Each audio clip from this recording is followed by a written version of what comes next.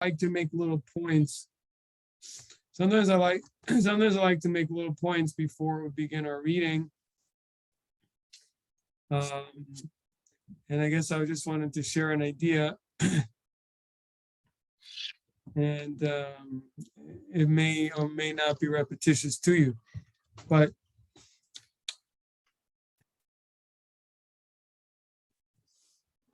I mean, if you look at, I mean, and this is going to continue throughout, because in Genesis, as we go through the story of the patriarchs, I mean, we see again and again that the focus is on children. It's funny, we were just talking about Ross's great grandkids. And that's really, interestingly enough, the point I wanted to talk about, which is the importance of children, the importance of grandchildren, the importance of a legacy, a human legacy. And that we see that when God's speaking to the patriarchs, and that despite Abraham's wonderful qualities, and despite the fact that, according to our sages, the tradition is that he made many converts, so to speak. He brought many, very likely thousands, to, be believers in the one God, So, despite all that, we don't see that that's the emphasis of God's discussions and the prophecy and the destiny of Abraham and Isaac and finally Jacob. And we find Jacob, I mean, we haven't gotten there yet, but Jacob is the final branch from which from him develops the nation, because all of his sons remain within the fold. And again, no big innovations here, but simply the point is the importance of, I think we can learn a lesson, is what I'm really saying.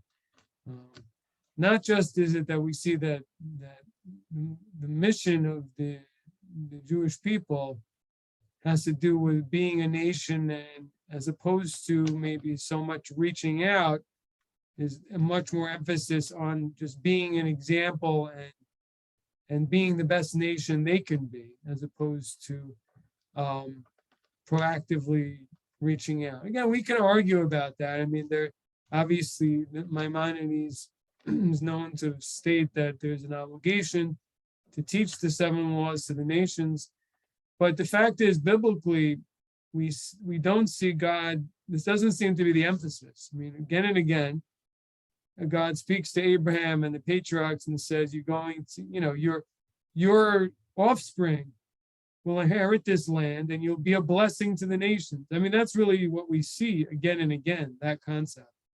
The interaction with the nations is more that they'll be praised, that they'll be an example, that they'll bring blessing, but not really the talk of teaching directly. I think it's more teaching by example, and because that's the idea of a blessing, is that people will say, "Oh, you should be blessed like so and so." That you just like, Ephraim and Manasseh, or you should, so that the children of Israel will be such an example that people will learn from them. But the meaning then is that primarily to be just an extraordinary example.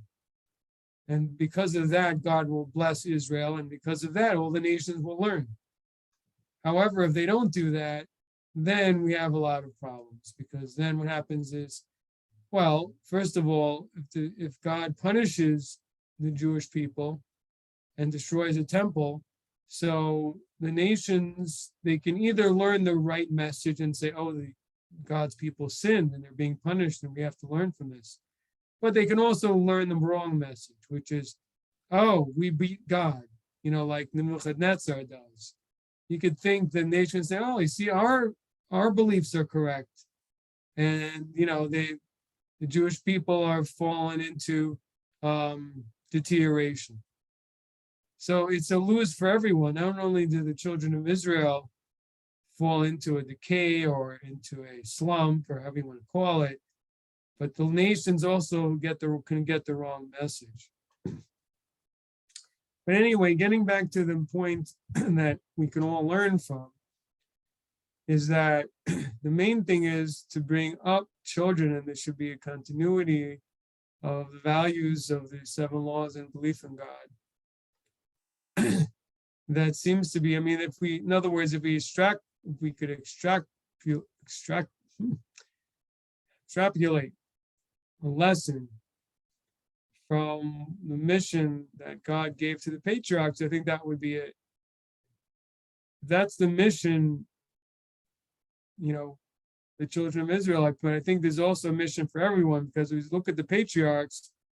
At that time, they were children of Noah. They didn't have any special classification. And the main point was that they should have children and children's children that should follow in their ways. That was the main point. And I think it remains the main point. The main point is to your family, to give over your values to your children and their children to the best of your ability. And have children and build a family. Okay, so that was my first point. In fact, it's interesting that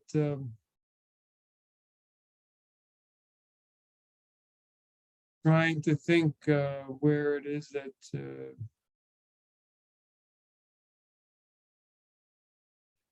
Rashi brings this, but Rashi brings in one of these parshas lately, I can't recall offhand where it is. He says someone who doesn't have children is like someone who's like a murderer. I'm not mistaken. That's what he says. In other words, there's an idea of potential children. Look, obviously, some people just don't succeed. That's not the point. The point is that someone who is lax and doesn't seek to have children, then that person is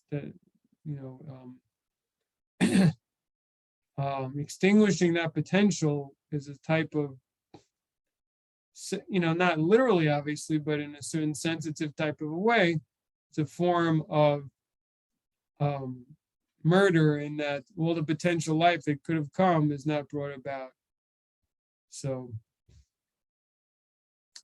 obviously the whole idea of that we're going to see later on in Genesis, in the parshas that talk about Er and Onan, Judah's sons, and the commission of the waste of seminal, of wasting of seed, and so on, that it discusses there, and God's anger, quote unquote, about that. It's similar idea, the idea of potential life, potential human life being, wasting potential human life being extremely severe.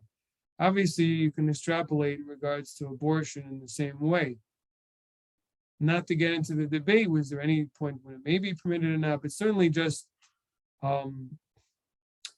ideally, it's not something, it goes against what God wants. We want to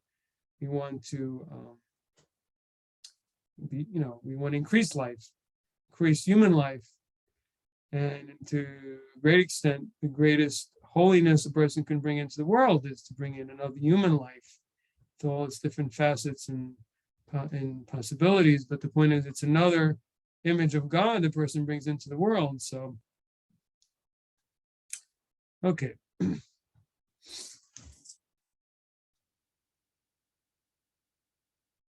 So,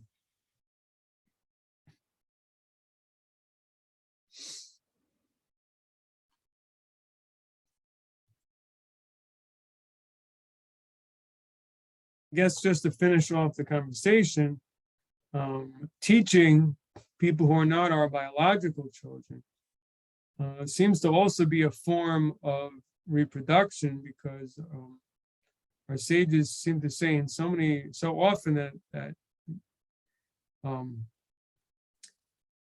children can mean students. And when the verse says that you should teach thy children, it actually means students.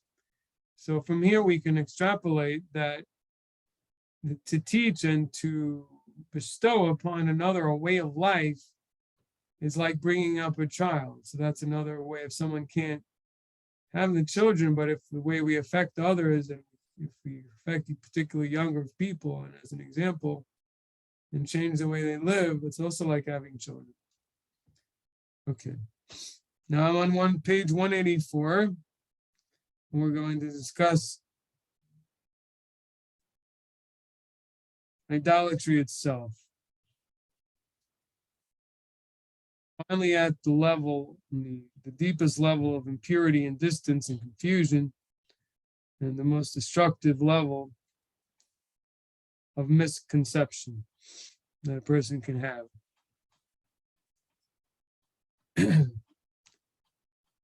Idolatry. Again, we're in the Practice of Universal Ethics, Chapter 7, Belief in God, page 184. Idolatry. In terms of the relationship of God and creation, idolatry is a further step from the unity of God, which takes a created entity and forgetting or denying God, makes this entity its sole object of worship. Okay? So,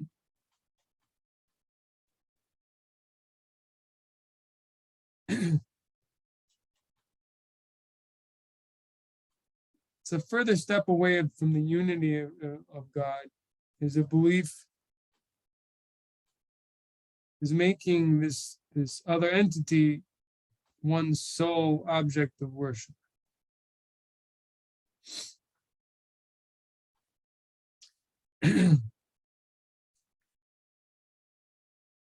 So, I mean, if the idea of the unity of God means is nothing but God, and that all existence and being comes from him, and all energy and power and vitality comes from him. And this is the opposite, that the person seeks to worship and puts some other entity on an absolute level and takes God out of the picture completely. Idolatry in this regard consists in worshiping as absolute, quote, as God, so to speak, something created by God.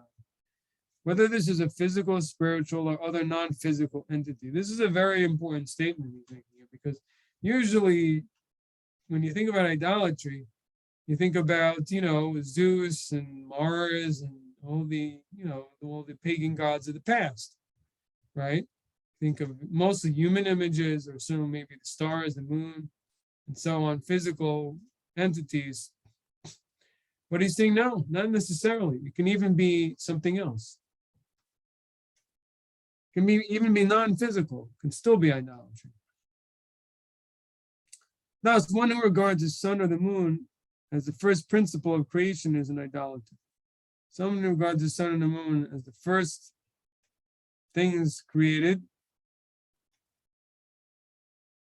I should say the creators of everything else, is an idolater. Also, one who takes a concept such as human autonomy and makes it the ultimate principle of creation. All right, so this is interesting. So what about someone believes that the human being himself is absolute? There is no power above a human being. A human being has complete free ability to do and choose whatever it wants. And that's what the person believes in. Nothing else. Believes in himself. Maybe other human beings. So he argues here that that's also idolatry. He seems to be quite literal. It's not like it's like idolatry. He seems to classify it in a literal sense. That in absolute humanism, in which the person believes that the ultimate absolute value is the human, is a form of idolatry. Because it's making something else absolute besides God. Heaven forbid.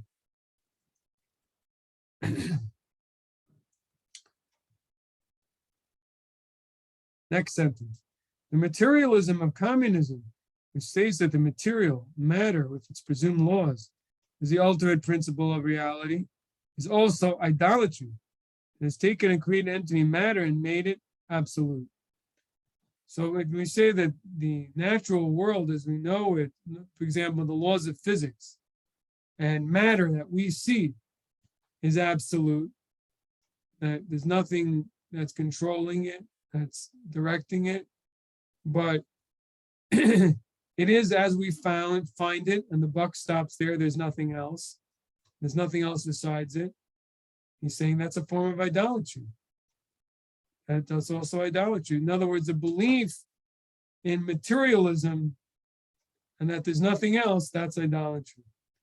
So it almost would sound like, according to this, atheism is also idolatry then. Atheism is not a separate category, but it sounds like it may be idolatry. Let's see, it goes on to discuss this.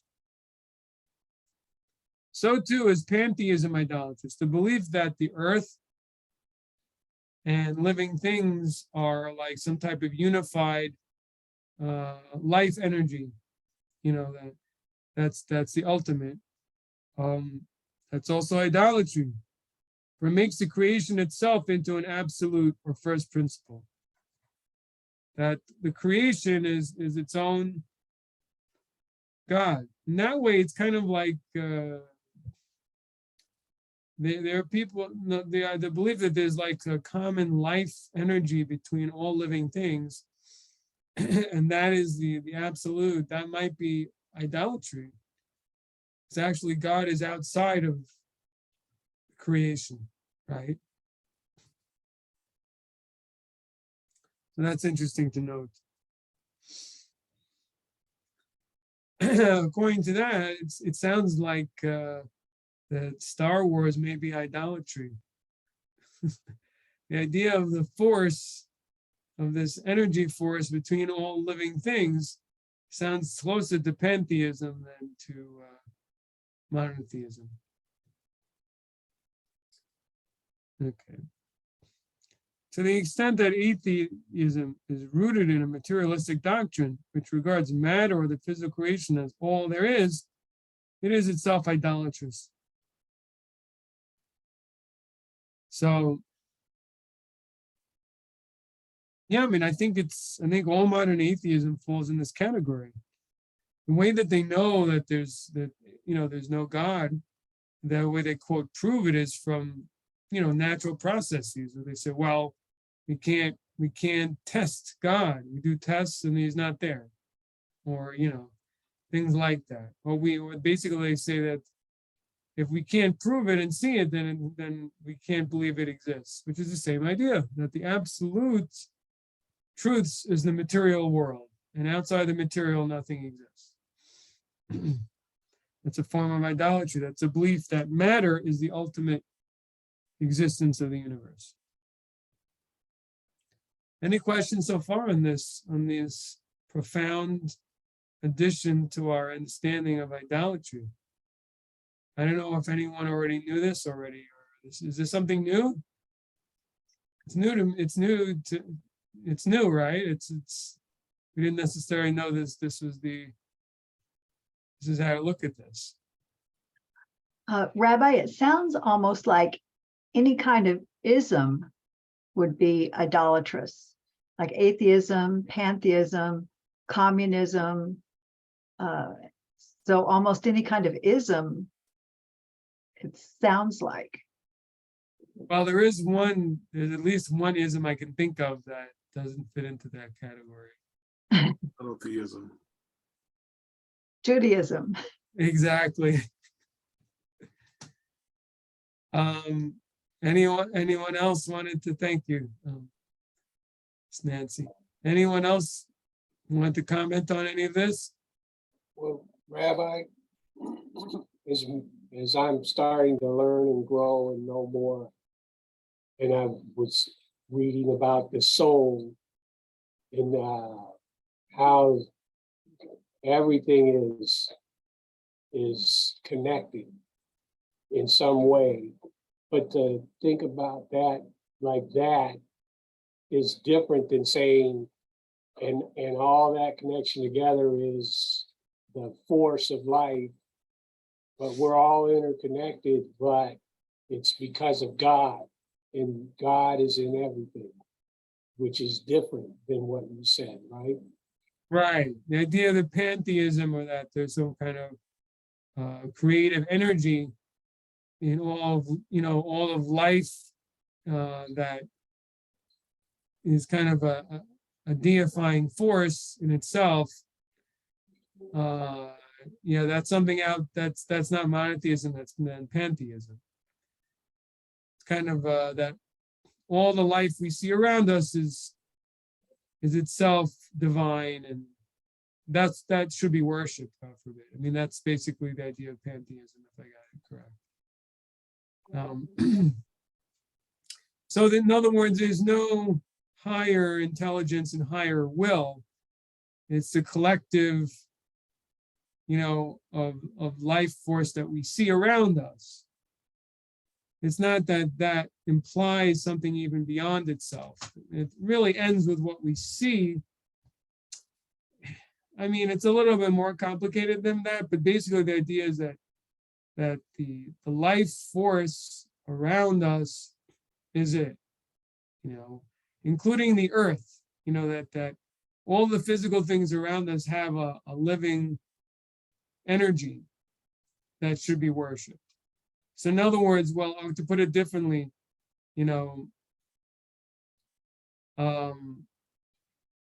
everything, it's not that everything's nullified to God, but everything is divine, is a deity, part of the deity. That's what pantheism is that everything is part of the deity. So again, that might sound a little confusing because isn't everything? No, there's a difference. The things as we see them, as we exist as independent things, we're not divine. There's something divine inside us. It's very complicated, highly, highly complicated. There's an element of us that acts as a concealment and makes us unique. That and that part of us is not God's. He's not the divine. But then there's an energy that's hidden in us that is the divine. That's kind of like, so in other words, when you see all of creation around you, there's something hidden within it that gives it life. God is within and surrounds and so on and so forth, and overwhelms everything. But yet it's not everything is just kind of a hint that he's there, but it's not, and reflects his wisdom, but it's not him. Pantheism is more, everything is literally, as you see it, it's all, it's all something, it's all part of the divine entity. That's not the same. It's a little bit hard to get, maybe, but I think, are you with me on this? So everything is interconnected, but we're not separate. Everything we do affects everything around us, but the soul that's inside of us, it has different layers, but it longs to be with the creator or where it came from. So that's the difference. With pantheism, there's no thing greater, but in Judaism, it recognizes it's God. Yeah, I think there's something above the creation. There's something that far transcends. Our soul longs. Pantheism. Yeah, in pantheism, that's not the case. Yeah, at the same time, through God, there's a harmony in creation, and there's a common denominator between things. However, creation is not the end of the divine, and it is not divinity itself. It's how would I say? It's created by divinity. It can be, a radiance of a radiance of it's something that trickles down eventually from it. It's something that's powered by it. I mean, I always like the battery example, just the clearest way to really see it. It's not, it's like the toy soldier is not, but it's electricity, it's it's movement and everything. I mean, again, it's highly complicated because at the same time, all the matter, everything that the toy soldier is made of, also from God. So what part of it is not God? But the answer is that God created something that is I mean, it's paradoxical, but God made something outside to appear at least, not divine. He made something that through divine energy, God created the undivine. If that makes any sense. In other words, he made the other, in simple terms. And So that's the what, other really has no independent power or light or existence, but at the same time, its definition is not divine. Its definition is otherness, and therefore that's- it's not to be worshipped because it's outside of the divinity. and that's where our freedom of choice, our free will, if we didn't Sure. have that kind of layering and separation, we wouldn't be able to have that freedom of, that we No, do. we wouldn't. And but what's interesting is that even the angels, who are also separate beings, they virtually don't have free will. But yet they're separate beings. But that lack of free will is because of their God awareness. I mean, they're so aware of God that they can't be foolish enough to make another choice, but not because they're not outside of God, and to some extent, they actually are separate beings. So, yeah. So that's the difference there. God created the other. That's the bottom line. That's what we're dealing with, as opposed to in pantheism. Okay.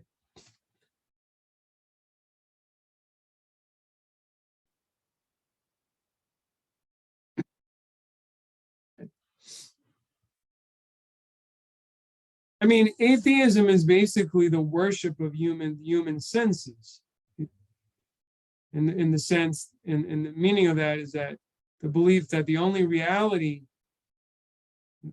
that exists and that I can trust is what I can test and what I can react to. If I see its reaction, I smell it, I experience it. Otherwise, I don't believe it. Otherwise, it's not there. So it's interesting. It's also I think it's a rejection of human reason to have to believe in atheism. I think it's a rejection of reason. To me, reason is not something that's testable, so to speak, in a laboratory, but something that's something we can deduce from our own rational brain. I don't have to, test it in a laboratory. I mean, if I walk outside and I see a boot print in the mud, I don't have to take that to a laboratory to figure out somebody stepped over there, right? I mean, so similarly, in looking at the vastness and the complexity of the creation, some would argue with me, but I personally don't need any other proofs that there's a creator. You can talk about other details, but in any event, so, okay, next case. Let's go on to the next paragraph, page 185. Another form of idolatry, more rooted in error than willful idolatry fixated on a created object, could even acknowledge existence of God, but take the view that the creator has withdrawn, quote unquote, from involvement with creation. This is expressed in the mistaken belief which states that God has abandoned the earth, or that God is too lofty to be interested in the happenings of the creation and is therefore left their supervision in the hands of powers within the creation. This view is mistakenly extrapolated from the verse which states that he is exalted above the nations, his glory is upon the heavens. Since this view imputes an independence to powers within creation and claims that God exercises no dominion over the creation, it is also idolatrous in that it separates God from creation and gives absolute power to other agencies supposedly entrusted with conduct of the creation. So, in other words, there's an acknowledgement, according to this approach, that God is the absolute power, that he created other beings that have independent ability, and then he left. So basically, for example, he created angels to control the world, let's say the earth in this case, and they're in control. He left those governors, and he is the emperor, and he really the emperor goes off hunting and pays no attention to his subjects, and the governors run everything. And so therefore, if you need assistance with something, there's no point trying to entreat the emperor because he's out hunting, he doesn't care. You have to go to one of his governors, the governor of the nation in which country in which you live, and he can assist you, governor. So this is wrong. This is mistaken. And what's basically what it leads to, again, is the worship of independent earthly powers and the belief that they can help and that God is left and he's not taking any interest in the creation anymore. So what's interesting about this approach is that in the belief aspect, the person believes that there's a more absolute power, but yet in terms of the worship and servitude, he doesn't, because he believes that basically there's no point in seeking out that ultimate and absolute power, because that absolute power is paying no attention and takes no interest. So basically, in other words, the idea of divine providence is part of monotheistic belief. Without it, you end up with a form of idolatry, which is that God abandoned the earth. I mean, isn't that the opposite of divine providence? Providence is the belief that God is involved in earthly matters and directs things, even on very personal areas. And while this form of idolatry is the opposite. So if I were to think that God's providence, he watches over nations, but not individuals, it sounds like that could be a form of idolatry too. The point is, if a person thinks that their affairs are controlled by some other being or some other power and not by God, and then he could somehow seek the assistance of some other power because God is too lofty to care about him, that's a form of idolatry. Okay. So what I'm just saying is that it seems that we can conclude from this that even belief in individual divine providence is necessary not to fall into idolatry. You agree or disagree?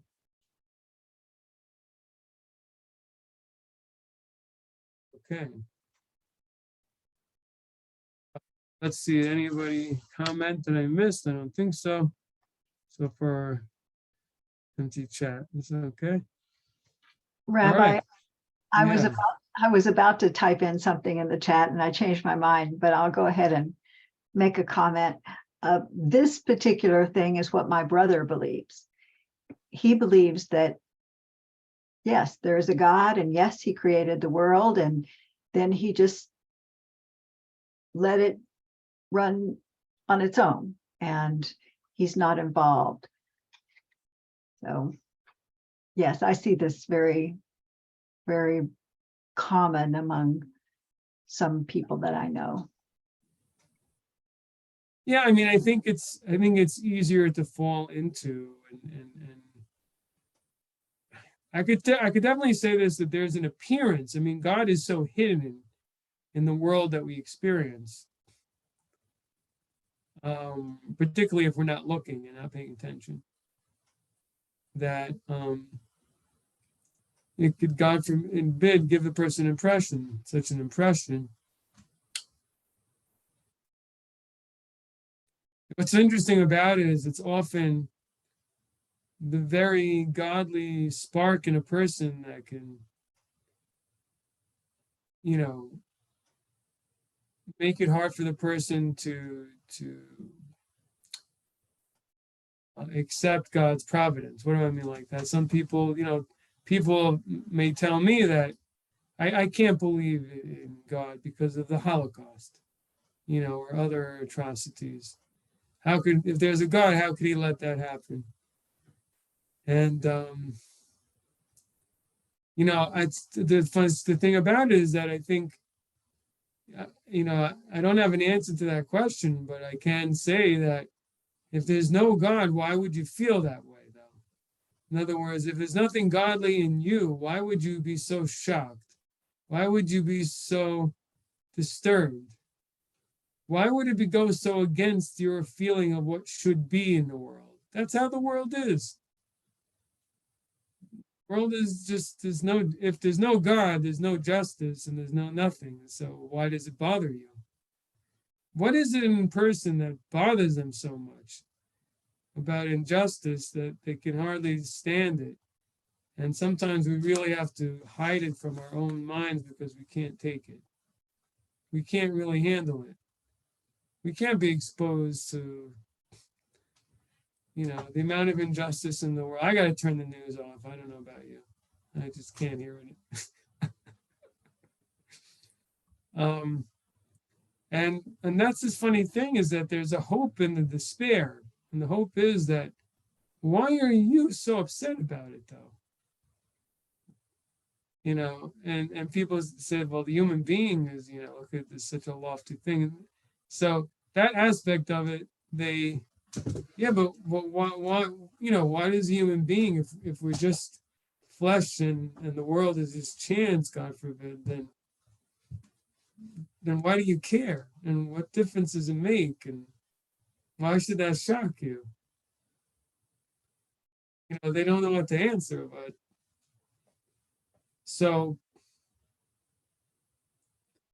the answer is that I don't know. Who am I to give an answer? But the only thing I can say is that we don't see God's perspective.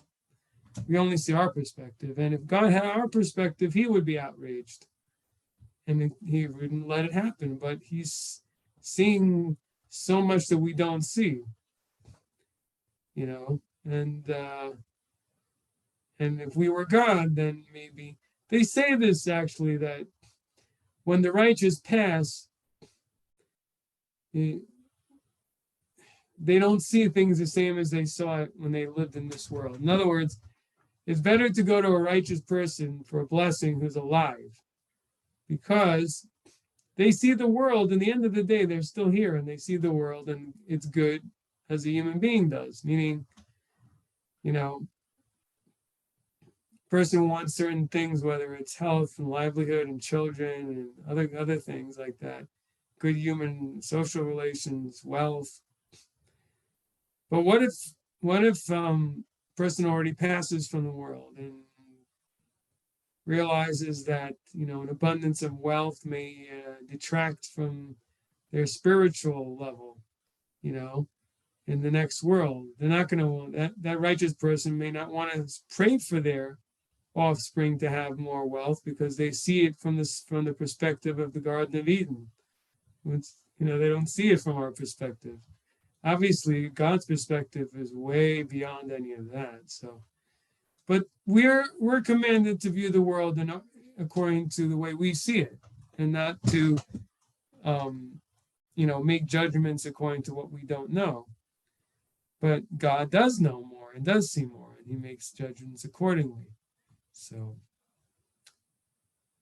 anyway, but the point is that this is a very dangerous and common mistake that people make, and I think it's the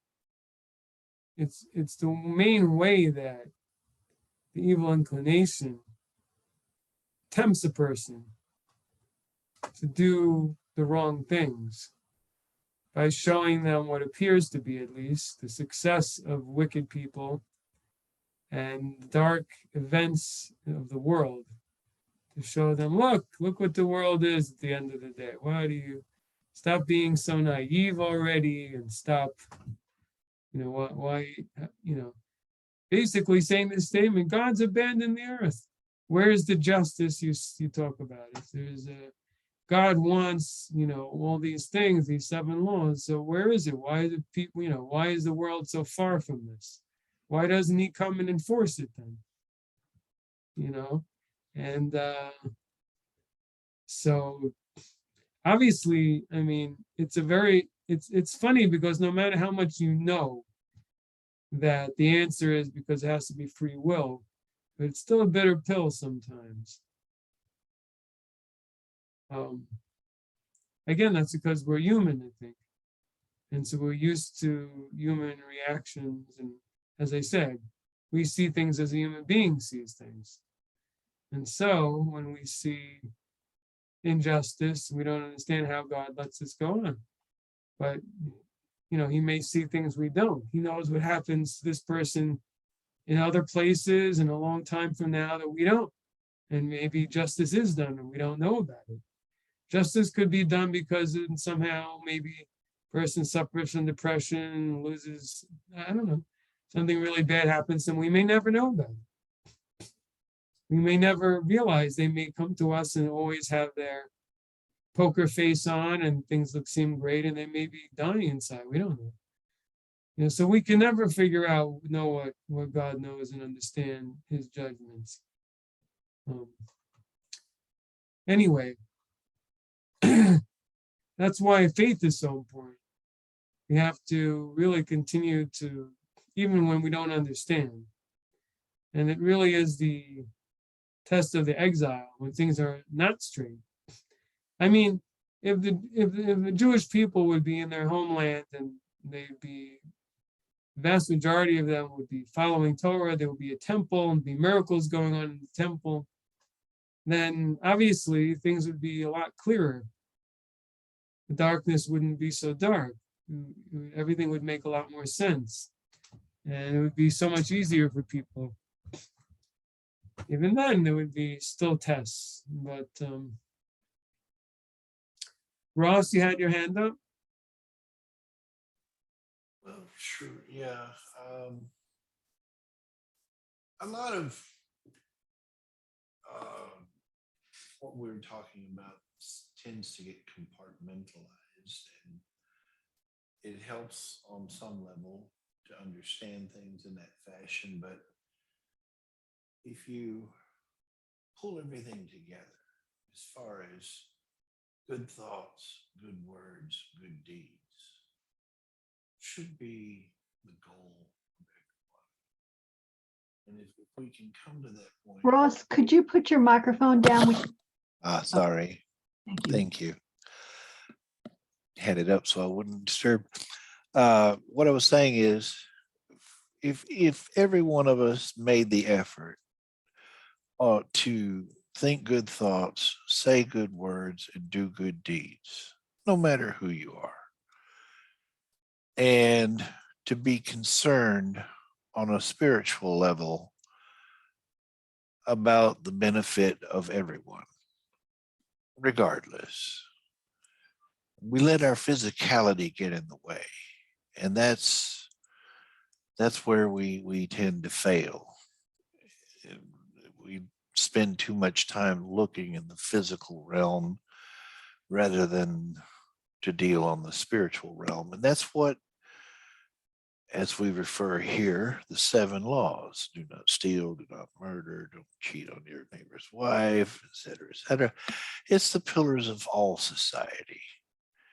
If you can live like that, every society, regardless of the language and the ethnicity or however you choose to sector it up, at the end of the day, everyone's still going to sleep and eating and breathing and drinking and bleeding.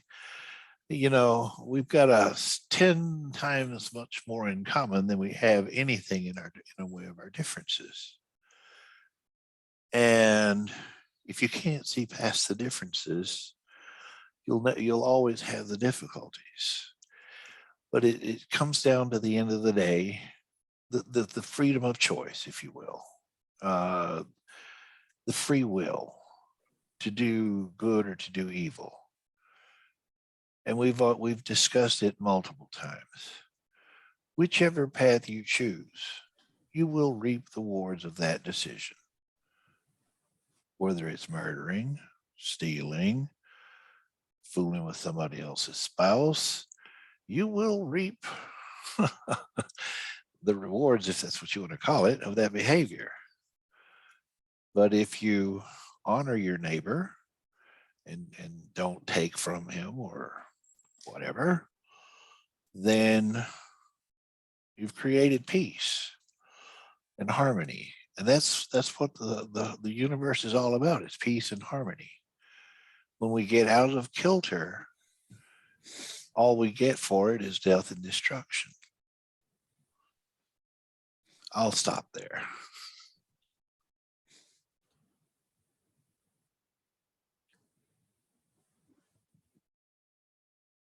So anyway, thank you, Ross. So to return to the point here is that anyway, the point is, because God is so hidden, there is a strong seductive leaning that a person could fall into, of believing that God has abandoned the earth, so to speak, and that he's not involved.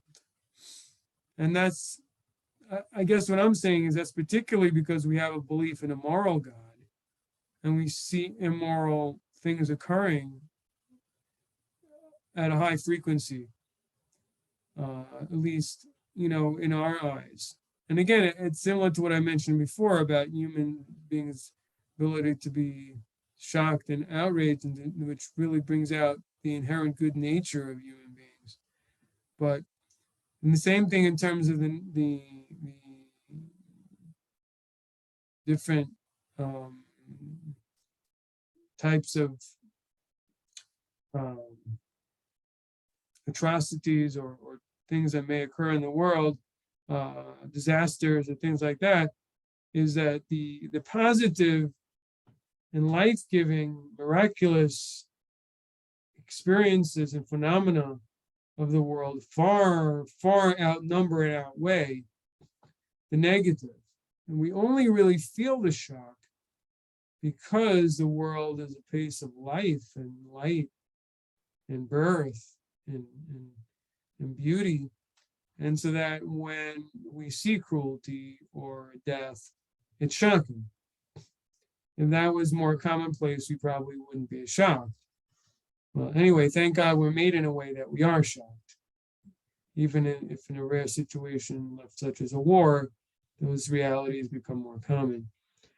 But anyway, to get back on the point again, is that God is often, in the world we experience, very hidden, and a person could, Khalila, heaven forfend, make this mistake, and we have to be very careful not to fall into this mistake.